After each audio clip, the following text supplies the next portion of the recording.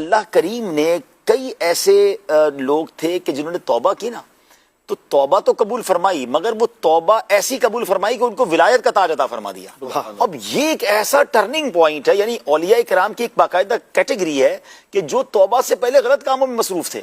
اب ایک واقعہ میں آپ کو سناتا ہوں، حضرت حبیب عجمی رحمۃ اللہ تعالی علیہ، اچھا توبہ سے پہلے سود دیتے تھے، سود کا قرضہ دیتے تھے اور سود لیتے تھے۔ ایک بار ان کی زوجہ نے کہا کہ گھر میں کھانے کو کچھ نہیں ہے، تو وہ گئے کہیں پر اور جب کوئی پیسے نہیں دیتا تو گھر کا کوئی سامان ہی لے آتے تھے اس کے بدلے سود میں۔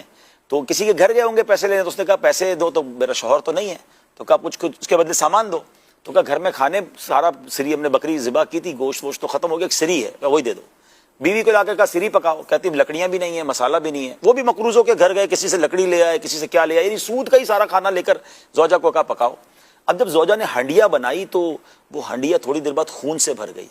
ان کی بیوی نے کہا کہ دیکھو تمہاری منوست، تم سود کا کام کرتے ہو، اتنی کنجوسی کرتے ہو۔